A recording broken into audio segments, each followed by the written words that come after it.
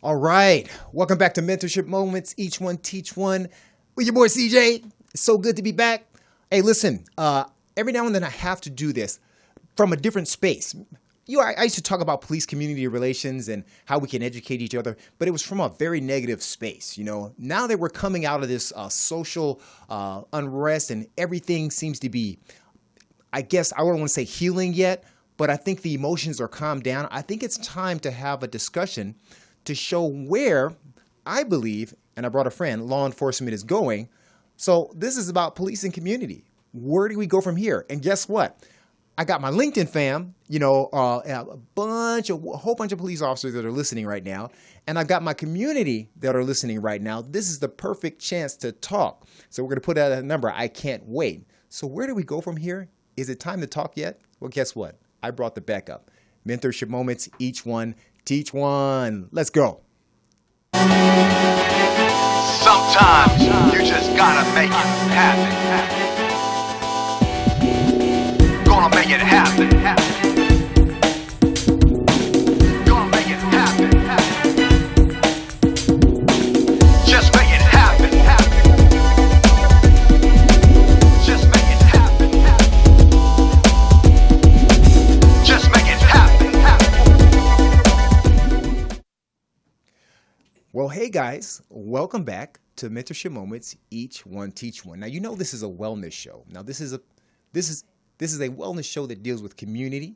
This is a wellness show that deals with health, and this is also a wellness show that deals with issues because I want to heal the community. Now, I had this guest on my show that rocked it. Okay, his name was Professor Tom Datro.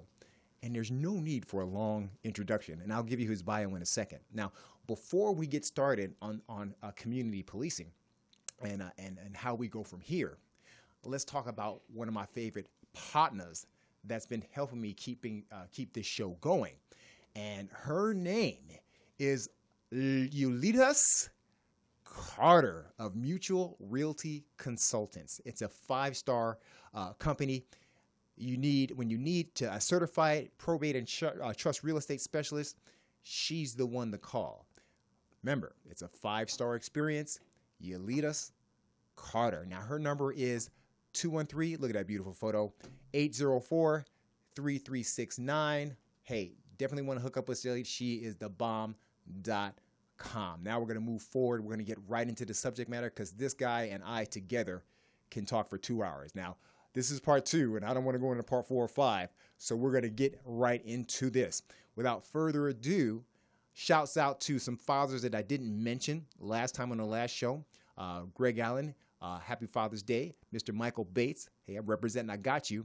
Urban Show, I got you. Happy Father's Day. God bless you all. All the daddies out there, happy Father's Day. You missed it. We had a great Father's Day episode last week. All right, now it's time to get down to business. It's time to get down to our community policing and how we fix this stuff from a positive space, not so much from a negative space, okay? My guest today is the Professor Tom Datro, okay? He is the Professor of Police Science and Leadership. He has a bachelor's in criminal justice. He has a master's in public administration. And I don't know if he's finished. He's just close or either finishing this year his doctorate from USC. He is the OIC, the officer in charge, as we say, of police science and leadership, and he's done an excellent job. And he's also, like me, a use of force expert. Man, this guy can go anywhere. Now, most importantly, he had a podcast that you definitely guys have to check out called Policing in America, where I've cross-guested with him, and we've talked about many issues. I'm so glad to have him on the show. This is going to be a rapid-fire discussion of where I think, and the both of us were talking, need to go. And for my fam, can you put the number up on the screen, POTUS? If you want to call in and have this discussion, this is the time to do it. This is open forum for law enforcement and the community right here on this show to bridge right here. I don't want to steal the term building bridges because that's another friend of mine's. But if you want to call in, the number to call, you can holler that number out if you want, POTUS.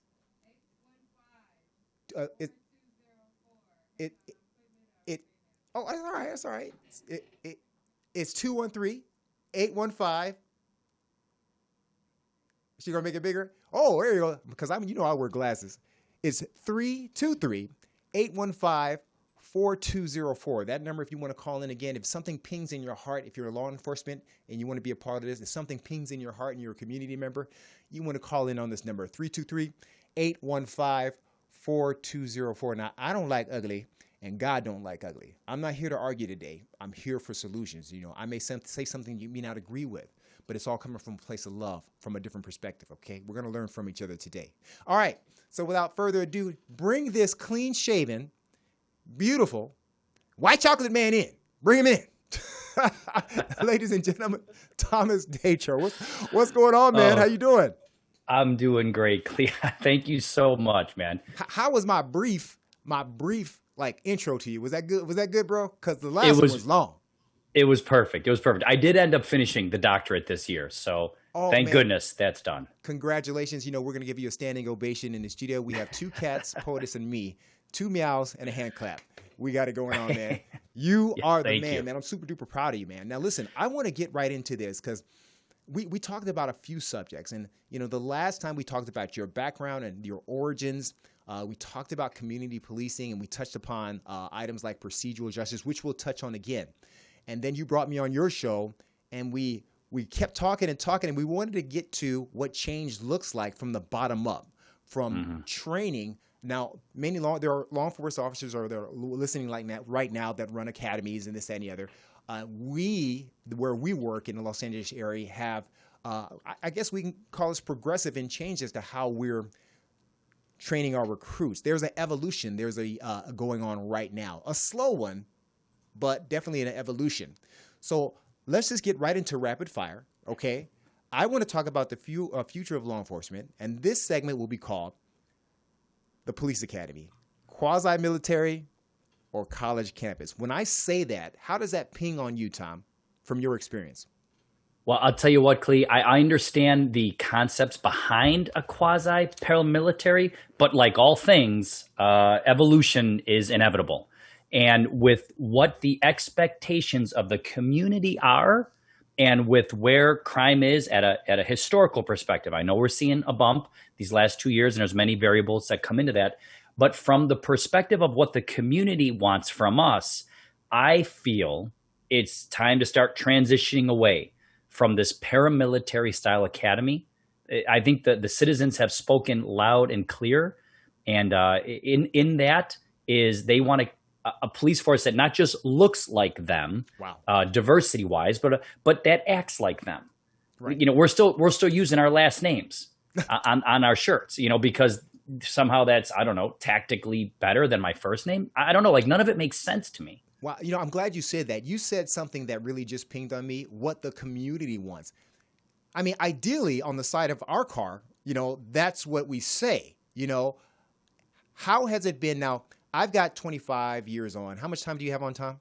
I'm at just under 19. Just under 19. So there were generational changes from when I went on and when you went on.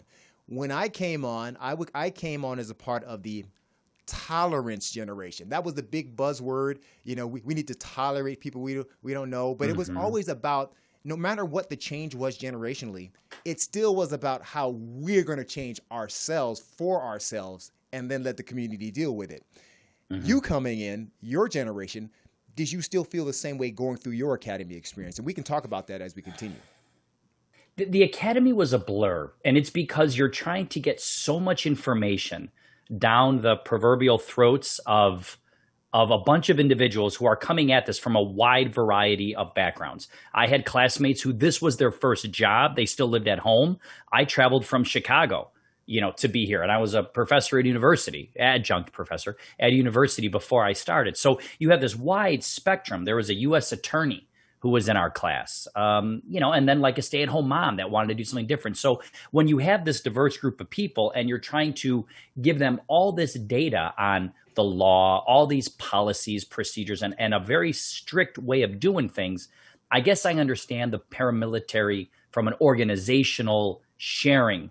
Like, how are we going to share this knowledge? How are we going to transfer knowledge? It makes sense. But you even see now the academy, even though it's paramilitary, we have them in small groups and small tables.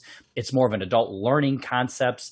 So it was as though we didn't even have time to really focus on the human element. Right. It was just, these are the penal codes. These are the policies. Don't break the law. Don't break the policies. Right. Now, I need you people to explain the difference between military and quasi-military. Let's make that perfectly clear so when we go where we're going, we get where we got to get to. I agree. So, Clint, just so I understand the question, the idea behind what are the difference between, say, military and paramilitary? And I'm thinking in levels, because when I think of military, I think of high-end, Hup 1, Hup 2, gun, soldier, we're going to war, that's it, you follow all. And then para seems to be one level lower where there's some leeway, but at the same time, internally, there's still that structure of, you do what you're told no matter what. Yeah, there is. I think the paramilitary for policing really falls heavily on the rank structure. And there's no time for that personal opinion. It's I'm a sergeant, I'm a lieutenant, I'm a captain, and what I say goes, and it sort of follows down. But the two have very different missions. The military mission is, in fact, preparation for and response to war. Right. And that's the right. That couldn't be further from us. So I think we should adopt a different style and even a different terminology than paramilitary, because we have absolutely nothing to do with war. So I agree with you, but let's talk about on what that style should look like. I feel like I'm being somewhat of a change agent of that, but I feel nobody's going to come to in my face and straight up saying, CJ, you're wrong. You're trying to turn everybody into pansies. This is not a college campus. They feel like it's going that way. I feel like they're always in the foundational phase of any academy. There always needs to be structure initially because you got to know the rules, right?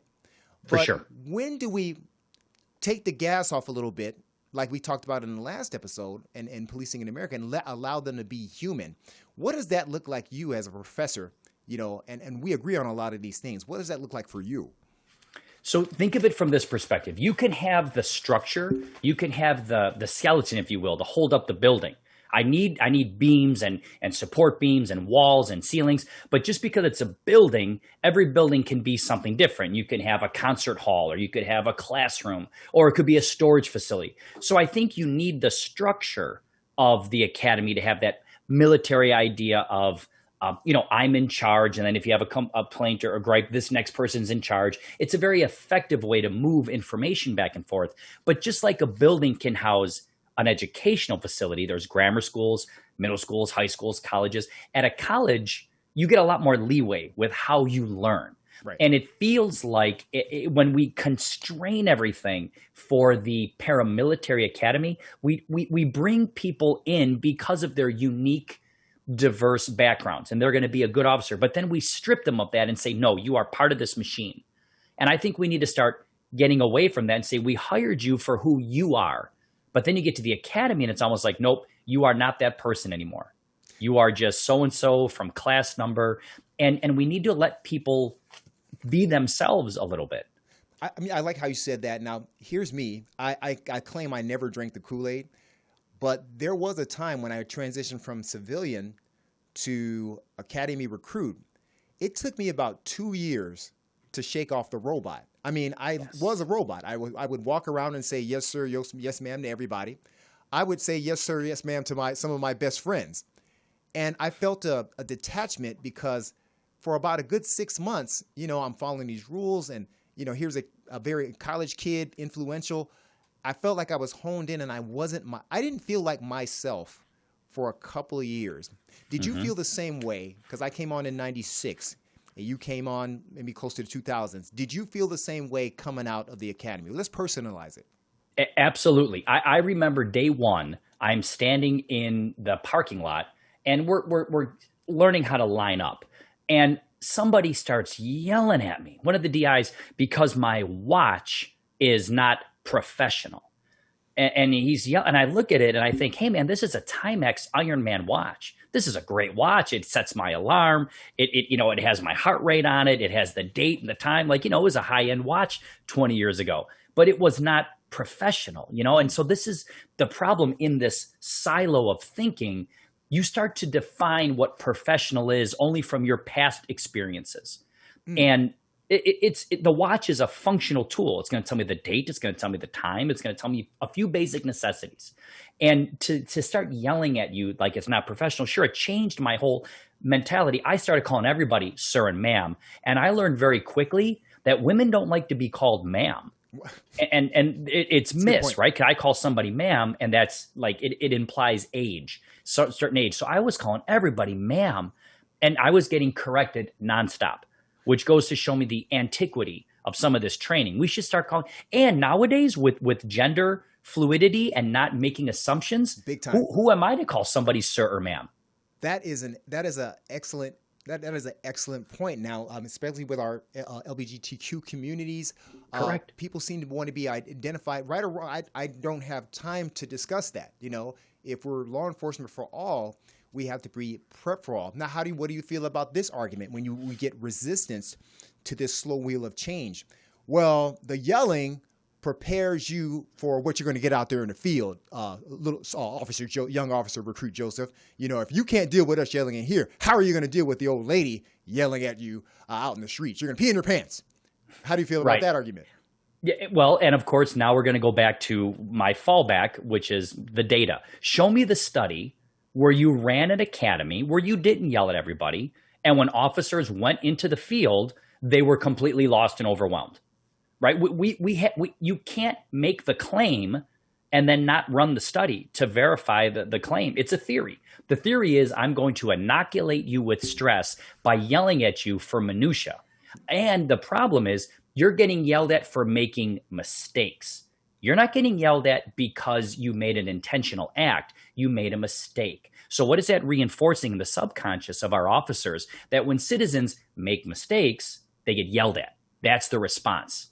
You should know better. And so there's all these cascading consequences that I don't think people truly thought about when they think about stress inoculation.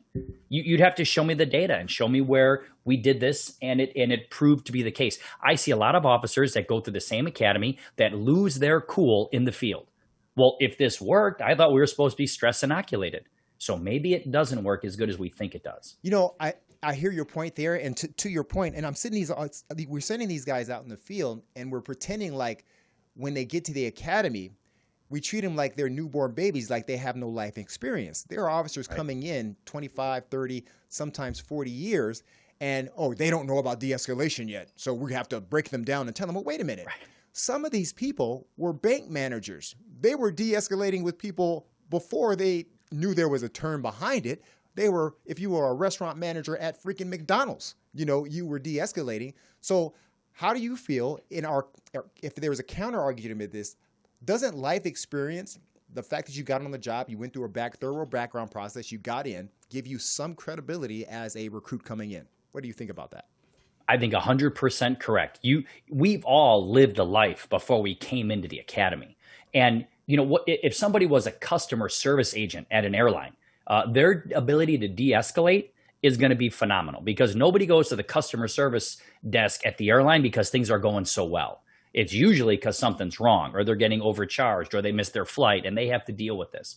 So I think a lot of people come to this with more skills than we give them credit for because de-escalation looks like different things to different people. Correct. There are certain people that are good with words. I think you, myself, your brother, we're very good and we could take a lot. We'll let somebody vent to us without taking it personal because sometimes we know people need to get that poison out of them. And some people don't like that. They look at that as a challenge. With that said, I'm going to tell a Tom story. Now, I heard about this, and you can verify this is true, okay? A couple of weeks ago, there was one of these internet trolls, I guess they call them like First Amendment types, where they run up in the police stations and just run all over the place and film.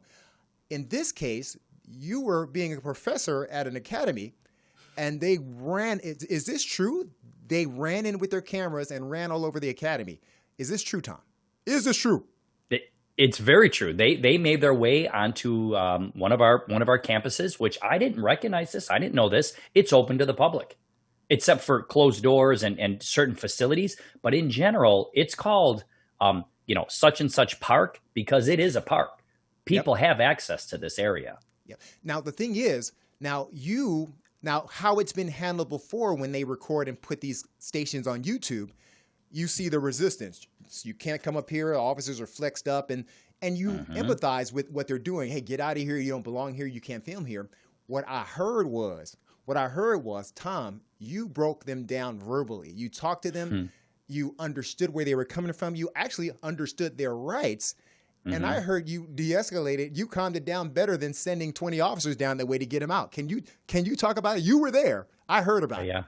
Well, thank you for asking, Clee. And yes, and actually, I'm in touch with the gentleman, and we're about to do a show together on one of his YouTube channels. He was very surprised that I was so amicable, because if you see the video, and it's out there on the YouTube, he tries to push my buttons, but I don't buy into it, and I just keep engaging with him. And I keep talking to him. And I mean, he has a right to do this. That's the bottom line. And so I don't mind the conversation. I don't mind the challenging questions. I don't mind when somebody says, well, we pay your salary. Okay, well, let's talk about that. I pay taxes. So do I work for myself then? Am I an entrepreneur in that regard? Let's talk about this. Let's have a conversation about what you think that means. And so once he realized that I was not going to yell, I was not going to try to flex or tell him you can't be here, that I was honestly involved in conversation, his demeanor changed. Wow. His demeanor changed. He seems like he responds to the input he was getting. I mean, he gave me his card. He shook my hand on camera. And it was interesting. Unfortunately, there were some people there that I was not involved in. There was another area going on, and one of those individuals put out a backup. And you know what happens when you put out a backup, especially in one of our little houses. They're coming. They're coming. They're coming from 3 different areas. And the airship is not too far, so it's overhead in a 300-foot orbit. And I remember he turned the camera off. He looked at me and he said, you were doing fine, but your boys messed up. Yes. And that was it. And then he got all the footage he needed, and his video went viral. I want to let you know that same group came to the academy a month prior to me, and dealt with them similar. It was more like, just common. I think that one of the gentlemen kept failing the temperature check, so I guess he didn't want to film that. But it ended up the same way. Now, I didn't break it down like you quite did, but I didn't use the old traditional get out of my, it was like, hey, let me hear you out. Here's my information. If you want to file a complaint, whatever you do. And you know what? That worked for me. I'm not as eloquent as you, but it worked out for me. I didn't use the old tradition. And speaking of tradition, do you think when it comes to our police academy training and when these changes come in resistance, is it a fight for tradition or is this just a fight over nothing? What is it? This is a great question, Clint. And I've wrestled with this over the last few weeks. This idea of tradition. And tradition is fine, but we can't cling to tradition solely for the sake of tradition. If we did, we'd still have revolvers, right? So obviously tradition matters, but there's also a time when tradition's going to evolve. Wow. We had call boxes. We don't have call boxes anymore. But that's traditional. We fall back on tradition, and I've thought about this deeply. Hanging on to tradition ensures that we don't have to critically think about how to innovate. Whoa. And we don't have to admit that maybe we're doing things wrong. Oh my, I would almost ask you to repeat that because that just pinged on me. You verbally expressed that. And that's why I think we're so like-minded. So as far as the academy, before we move on, how do you see this moving forward? What changes do we have to make that it's like spoon feeding people to slowly get them to where we need to be? What does an academy have to look like as we're mentoring and training these young recruits? I think we need to be truly innovative. And when Elon Musk was trying to put rockets and have them fly from outer space and land, he wasn't looking to all the barriers of why it wouldn't work. He wanted his engineers to tell me why it will work. And this is what happened when he was trying to mass produce electric cars. This is what you don't see. You don't see companies, high performing companies, worried about tradition. You don't see high performing medical facilities worried about tradition. Instead, they're inventing and refining the Da Vinci laser robot that's going to do surgeries. And they're not saying, well, no, we always did surgeries this way. So we have to let go of tradition, embrace innovation. I'd like to see an academy, and again, I'm just thinking big. I'd like to see an academy with more citizen input. We need to have a conversation with the citizens, and the citizens need to figure out what it is they want from their police department. So this way, when things go awry, because you're going to have instances that go awry, the citizens can say, well, look, this is what we want. This is what we expect. And you can't just arbitrarily move the goalposts when things go bad to say, well, this isn't what we wanted. I need your input. I want your input during training. I want your input to keep things fresh. And as societies evolve, I think the police department has to evolve with them. So we need more societal input, not our own little silo. Right. I believe we've tested those waters recently, but it was successful. You know, I can't even mention the organization yet because I'm held to secretly until this young lady finishes her report. But when it was done, there was a discussion about having more community meetings, having more. And then the leadership answer was perceived was, okay, that's cool, but if we do this, then we have to open up the floodgates, you know? And my in my head, I'm like, open up the floodgates. Roger that. Yep. I think you said it right. The community has to get involved so they can chime in and see directly. All of our policies and techniques and stuff are mandated online now. Everybody can see them now, so there's no big secret. A karate chop is a karate. If a karate chop is a karate chop, you can see it online now. Okay, there's no difference. That's right. So with that said, and speaking of tradition, I want to jump to when I say I'm going to say this: old guard versus new guard. What does that mean to you? And let's talk about the issue when it comes to leadership, as respectful as we possibly can. So it is this particular field, and I've worked in the private sector, I've worked in academia, and I'm currently in the public sector. There has never been more emphasis on something called time on than there is in this public sector, apparently even with policing. Just having so many hash marks. We value it so much. We want everybody to see how much time on we have because there's value to that. Now, here's the difference. Just because there's value doesn't mean there's utility. There's value. People value it, but how much of a utility is it to have somebody with all that time on? I think it tends to be a little bit more of an anchor than a springboard because people get tied to the old way of doing it because it worked for them. Right. Now, I don't fault them for that because you're going to do what's successful. Right. You're going to do what worked for you. However, times have changed. So we have leadership, and that I'm without getting too, like you said, we're going to be very, very respectful of everything. We have leadership that hasn't been in patrol, having to turn on a camera, have to deal with those experiencing a homeless crisis, those experiencing a mental health crisis, to the level that we do today. I was out there a few weeks ago, and there was literally a person who appeared to be experiencing homelessness chasing a sanitation worker with a big stick. And he was yelling for help. I had to stop the car. I had to figure out where I was. I had to broadcast it, jump out of the car, get the seatbelt off, turn the camera on, and then start de-escalating the situation. It was a lot to do. Right. It was a lot to do. And I just thought, man, before I can even go help that person, I got about 5 things that I got to get downrange, or else I could, get in trouble, if you will. Because everything in policing seems to be punitive. It's like you make a mistake, punitive. Comment card, notice to correct, days off. Nothing is ever, hey, this is a teachable moment. Let's learn from this. How can we make this better? Everything seems to be about punitive measures. And I don't find that to be a high-performing organization because that's management and leadership through fear. Wow. Do you think some of our leaders, they go to all the schools, but they've been in so long, do you think that, and this goes on with most agencies, do you think they can't help themselves because of, is it going to take a washing out of their tenure to move on before the new sets in? Before you answer that question, we're going to go on a quick commercial break, and we'll go into part 2 of this segment, Tom. So I want you to think on it because we're both trying to be respectful because we do love our commands, but It's time to grow and listen to people that are in the trenches. So When we come back from this commercial break, navigating through the valleys of success, check it out. We'll be back with part 2.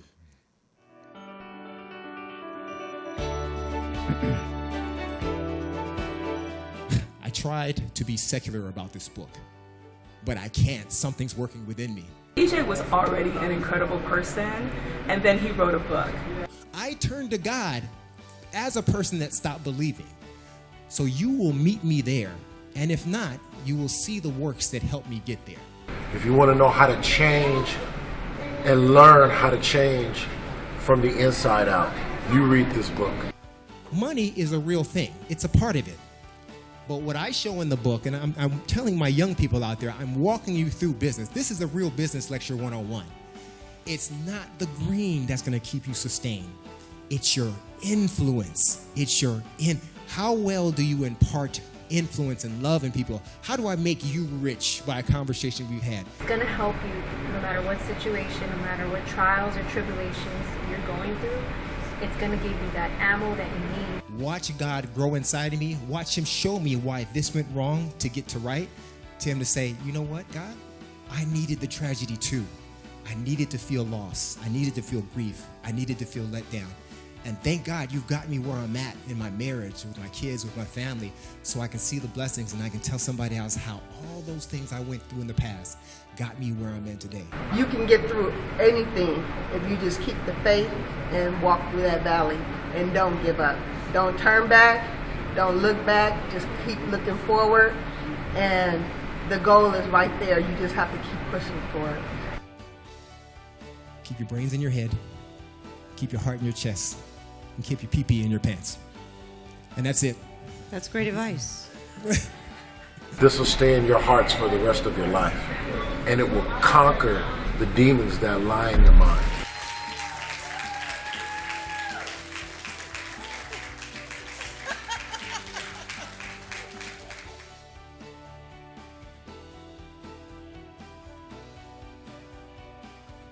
All right, welcome back. Yep, here's the book. This is the Brookstone version. This is the indie version. You can get it from my website, www.cjffla.com.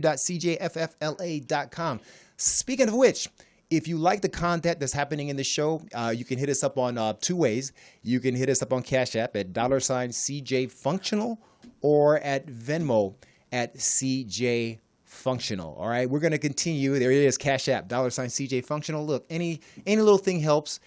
Big sponsors, leadership. So I love it. Venmo at CJ Functional. Hey, if you like what we're talking about and you want to keep this going, hey, hook a brother up. All right.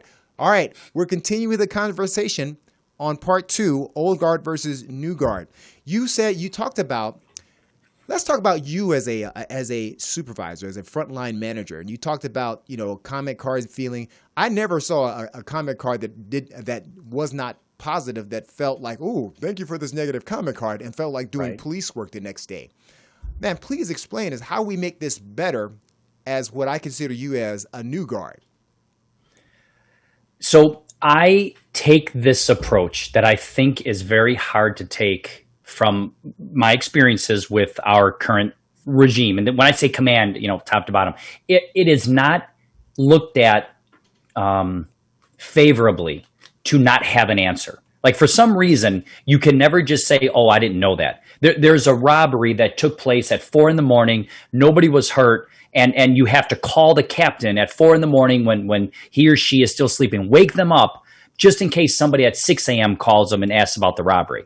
Like, as if for some reason it's bad to say, oh, you know what? I haven't been briefed yet. I'll find out.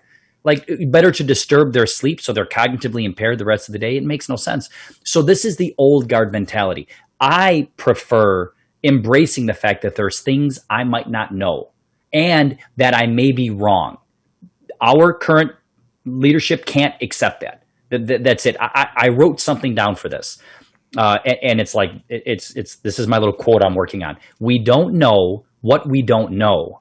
Therefore, it's better to assume ignorance and listen than assume knowledge and preach. Wow. I feel like we're getting preached to a lot by people who have learned about policing in a silo.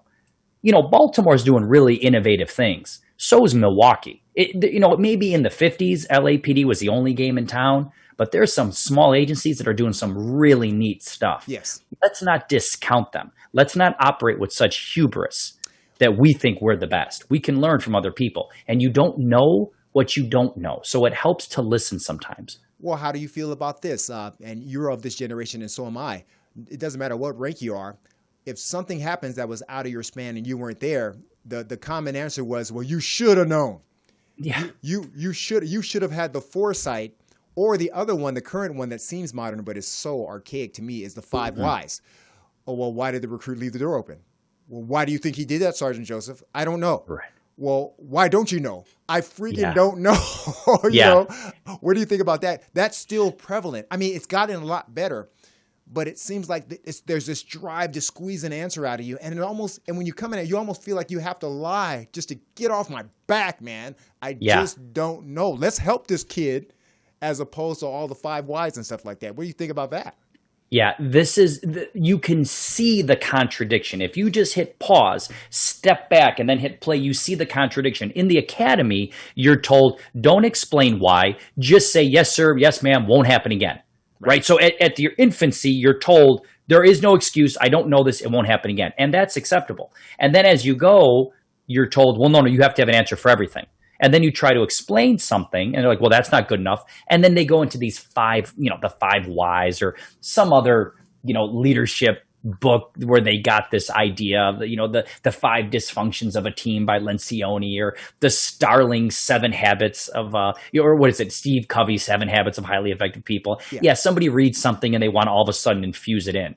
But what we need to do is remember this. We have a mission. Okay. Mission first, people always. Yes. Yeah, right. We have a mission, but let's not forget that mission never gets done without caring for the people. You're right. I had a similar incident where, a while back ago where, I'm providing, I call it instead of a counseling session, I call it a mentorship session with a recruit and thinking we're a team, I brought a DI along with me. And, in the DI's mind, it was the apocalyptic. Oh, it was the end of the world. Hey, the T-shirt was outside of the shorts, and it was like, and I'm like, hey, and I was trying to explain, hey, listen, I understand, but these are the rules. I just want you to follow the policy. Hey, it's just make sure this happened about 3 times. Just make sure the shirt is tucked, and we're good to go. Yeah. But the DI and the kid was questioning me. It was kind of like, well, sir, how do I control it? And I was like, hey, look, in our rule book, it says be accountable. I'm not trying to get you to say yes, sir, yes, ma'am to everything, but I need you to correct. Man, DI was like, rah! I mean, she went completely berserk as if like I'm doing something wrong here. I'm like, wait a minute. This person didn't shoot somebody. This person didn't sexually harass somebody. Right. All we're dealing with is maybe a hair tie or a bun. All we're dealing with is maybe a primal response that she hadn't been trained in the proper techniques. Yes. And then the DI said this to me. If Sergeant such and such was here, she'd tell the recruit to shut the F up. Oof. So instead of me getting mad and jumping down that particular DI's throat, because, I'm friends with the person, I looked at him and said, so we tell this person to shut the F up. And the person says, yes, sir, and shuts the F up. Mm-hmm. Did we correct a problem if there was a problem? If this is how we're going to handle real problems. So this person, let's say it is a problem, and we tell them to shut the F up. Yes, sir, no, sir, and I'll move on with my life. And they go out into a field that we didn't address the problem. Sometimes you have to open up and ask questions to draw out the issue so you can mentor. Do you agree with that process? Oh, Clea, absolutely. This is de-escalation training starts in the academy. So when you're trying to de-escalate somebody, and let me draw 2 very far ends of the spectrum. Somebody's shirt keeps getting untucked. Somebody has a knife. Okay. You can learn to communicate with somebody to get them to drop the knife when you first listen. What is the old saying? Seek first to understand. Okay, maybe there's something happening with this shirt. Maybe the shirt is malfunctioned. Maybe it got stretched out. Maybe there's something that's easy to solve. Maybe the person's body is just one of these bodies that has a different torso length to the leg length. And no matter what you do, the shirt's going to come out. But seek first to understand, not just ram it down. And secondly, it has to make sense. It just has to make sense. I've seen this before too, when DIs will yell because you're a quarter of an inch off center in the desk when you speak to them. And I think we are focusing on the wrong things. I'm trying to teach a young adult how to communicate effectively, how to convince somebody to reduce the intensity of the encounter, de-escalation. And this is how we reduce the intensity of the encounter, by yelling at people and not encouraging feedback and discourse. And I think that's the problem. We go back to training, paramilitary tradition. It's almost like the forest has to burn down and these other saplings and trees need to grow, because the young kids, they just want to know why. Just explain to me so I can understand it. And if you teach them why, they're more likely to remember it. And isn't that the goal anyway? When I'm finding this new generation, millennial generation Z, they don't care about your yelling. I mean, they do what they got to do to get through it, but and also they don't care about reward. What they care about is like self-fulfillment and the why. Do you agree with that? I do. And I understand it. It's just, if you have a purpose, I think Daniel Pink talks about autonomy, mastery, and purpose. These are the way you motivate people. You allow them to accomplish a task in the best way they can. That's autonomy. Mastery, you give them all the skills to make them the best they can at it. And then purpose, you give them a reason why this task is important. And Daniel Pink has written books on this. He's got TED Talks on this. Autonomy, mastery, purpose. I don't know why we don't embrace these ideas, because that's the human condition. We're trying to train human beings to interact with other human beings in potentially very volatile situations. And we're expecting them to bring down that intensity. Let's start teaching them how to do it day one in the academy. I've always ran by this mantra. If I have to get it done yelling or throwing a punch, I have to have a self-debrief, whether I was right or wrong. If I had to come out of myself to get the problem solved, somewhere I wouldn't say wrong, but I need to debrief how to redo that to stay calm. Because once I go off, it's a whole nother world, if you understand what I'm saying. So I believe in the firm, fair, coach, mentor, and guide. And this is not a buzzword for promotion. I embody that. I said that in my oral interview, and I want to express that when we train and mentor and get not only just our recruits, our young officers to grow, because I think that's the way to go. They've already lived a life before they got on. They went through the background process. Now, give them a month of structure, and then I want to bring the best out of you. The small stuff we can discuss. The big stuff, guess what? It's a job, right? We document it with comment cards. We even terminate if we have to. So if we have the power to yell, why don't we reserve it? Because we also have the power to fire. They are at-will employees, correct? Absolutely. And we should use these various communication techniques judiciously, because it's very hard to keep yourself in control when you start yelling. I mean, just try to scream the Pledge of Allegiance, with veracity and yell it. Your blood pressure will go up. Your heart rate will go up, right? You're a fitness professional. In order for you to keep that heart rate down, because I want to keep that prefrontal cortex in my brain operating well. I don't want to go to the reptilian part of the brain. I don't want to get the emotional hijack. I want to have that executive function nice and clear. I want to keep myself nice and lined up and remember what the mission is. The mission is, get the kid's shirt untucked, or have that person drop the knife. And I always think like this, Cleon. I think because there's always exceptions. There's always outliers. If you and I can't de-escalate someone, that person was not going to be able to be de-escalated for whatever the reason is, whether it's intoxication or mental illness. Like, I just know you and I and our skill set. If we can't do it, it can't be done. Exactly. Speaking of amygdala hijack, the training, let's talk about the physical training. There's been this major push by yours truly also to bring jiu-jitsu, and, there's been like competing brands trying to get, to vie for this spot to get this. So I can't really like jump on one or the other to bring in to train recruits in Brazilian Jiu-Jitsu, but not only branch it out to law enforcement officers out in the field. Now, I read a report in Minneapolis where somebody proposed that officers should only be hired if they're blue belts in Brazilian Jiu-Jitsu. Now, listen, I believe in Brazilian Jiu-Jitsu. I've been practicing it for years. I know you've practiced it. I know it works. And the reason why I'm able to stay so cool, calm, and collected is that I'm so confident in my abilities. I know what it's like to feel pain and be broken. I know what it's like to break people in a training environment. So therefore, I have this cool because I know exactly 90% of the time I'm going to be successful. And if I use teamwork, I'm even more successful, and it's not going to look violent. Yeah. So with the concept of, let's talk about the community myth that, hey, all of these guys need to be blue belts. Do we have to? I know I want Brazilian Jiu-Jitsu in, but as far as training, do we have to be blue belts? Yeah, we both have a mutual friend on this job who's very skilled at both judo and jiu-jitsu. And he has actually recently given me a very strong case for judo, just because it seems like it's the father of jiu-jitsu. And because with jiu-jitsu, a lot of people train in gis and they're on mats and they're rolling. And he will make the case like, hey, man, that's hard to do on uneven ground or in the street or on the curb. It can be done, sure, but you're going to incur potentially some damage. Your head's awful close to the cement. He likes this idea of like tripping. and then just, bring somebody to the ground. So there's a case for any of these types of martial arts, your jujitsu or your judo. But here's the thing. Who's the arbiter of this blue belt? Is it going to be Gracie? Is it going to be Machado? How do we figure out who's going to be the person that does this? And everybody has a different athletic ability.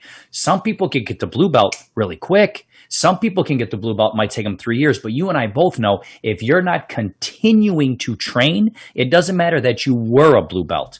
It's where you are today. We both know there's a black belt out there that hasn't trained in 20 years.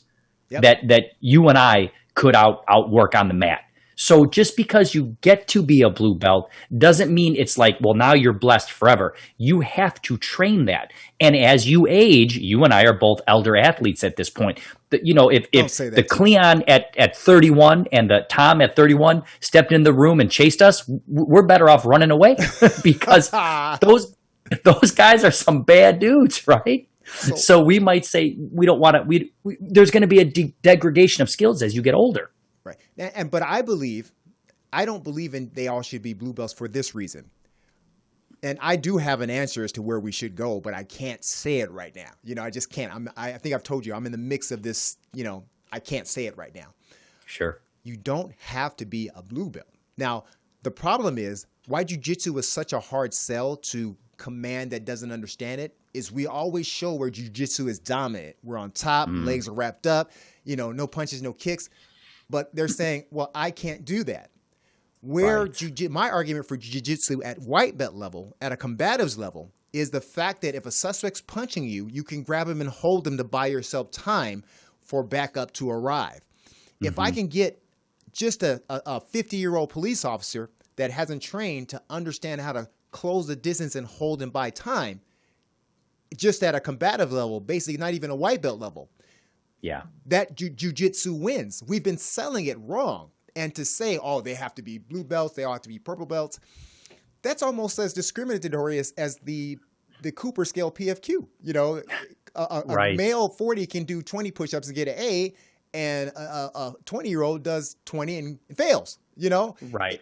It's all, and plus, I believe the brain is just as powerful as jiu-jitsu. I know some guys that don't train martial arts and have talked all of their lives people into jail who I call mentors. Yes. So I do believe in bringing that in, and I know you do too. Sure. But we should bring it in a way that shows that officers are safer overall, no matter the belt, just understanding the concept. We've been leading the charge with that, Tom, and I wanted to just put that plug out there. And I know a couple of you guys out there are listening. God bless you guys. I've learned so much in the last couple of years with this. So I want to move forward. We talked about OGAR, and you were talking about how we talk to recruits, and you said the term listen, but isn't that a concept of procedural justice? Can you run down what procedural justice is, the components of procedural justice, and if we want to interject that in recruits, they'll be better to affect that in the field. Talk about that, Tom. I think that's huge. It's a good segue. I love it, Clee. And this is one of these passions of mine with procedural justice. It has this very academic sound to it. But at the end of the day, if I could boil it down to this, it would be 2 words. Perception matters. Okay. And we have the constitutionality to do a great number of things. We have the constitutionality to use force. We have the constitutionality to use deadly force, and we have the constitutional right to take people and take away their freedom of movement. Like in a democratic republic, in a free society, we can stop you, and as long as it follows the criteria, we can stop you. Like that's an incredible amount of authority. So perception matters. And the way to get this perception to be understood is through these 4 tenets: voice, neutrality, trust, and respect. And I try to look at it like this. I want you to trust me, whoever this person is, whether it's a colleague, a subordinate, or a citizen, or someone with a mental health crisis, or even a suspect. I need you to trust me. I'm going to try to adjudicate this as neutral as possible. Mm-hmm.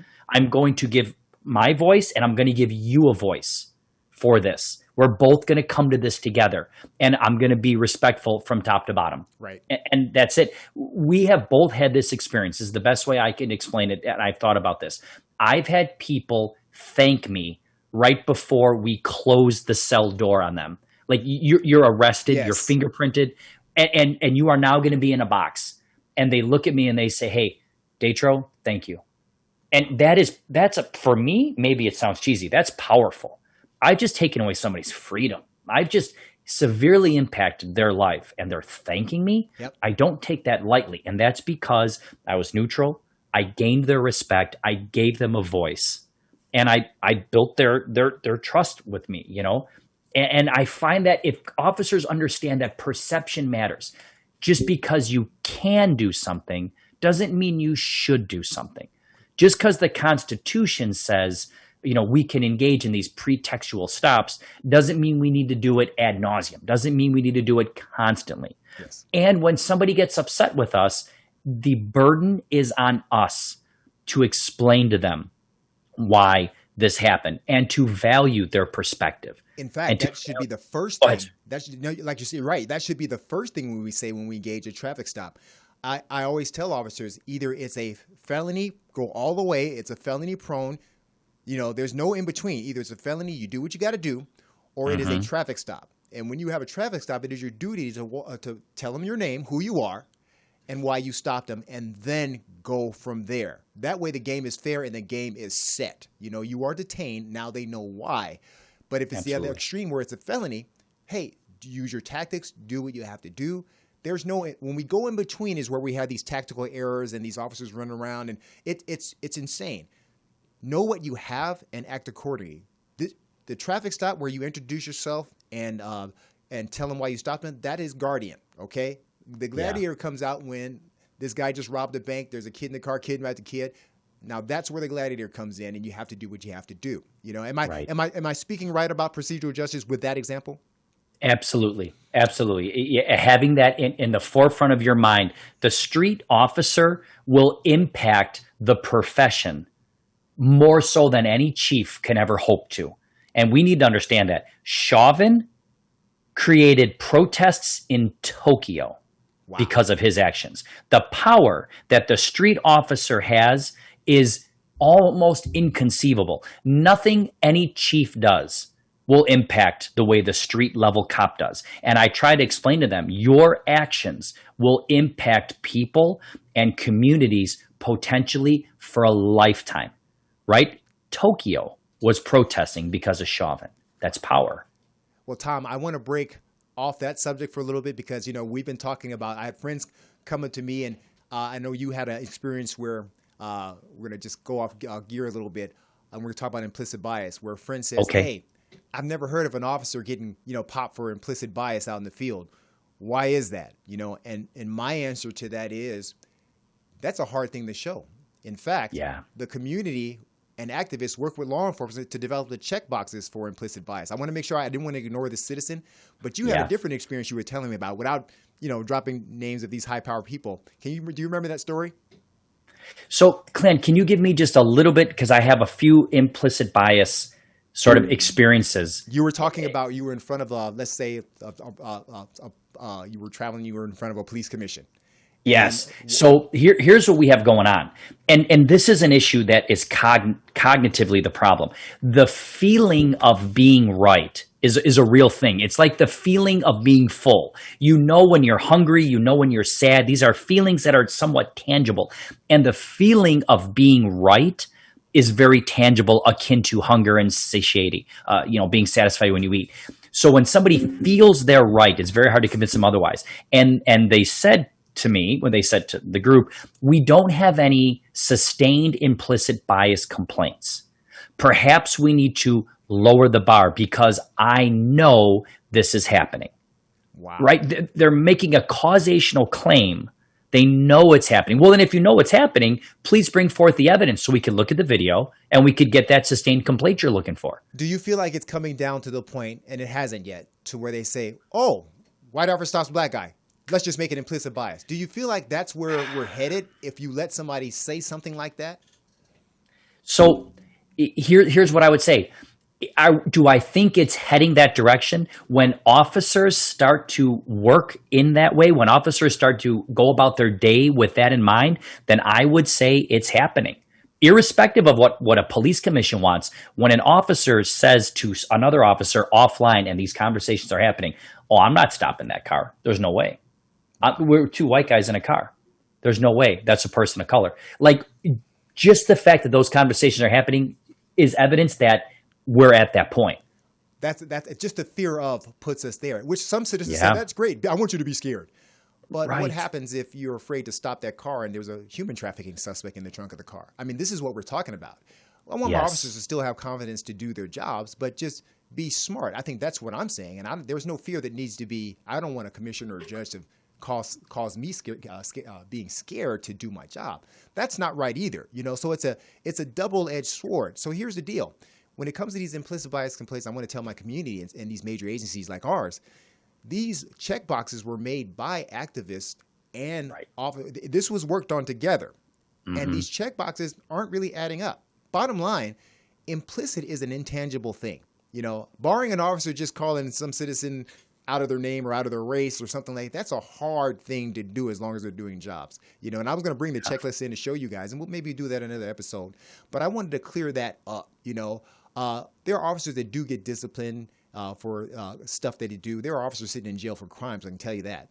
But, the implicit bias thing, that's really a very intangible concept. When the officer has PC doing their job and there's body cam and in-dash car video.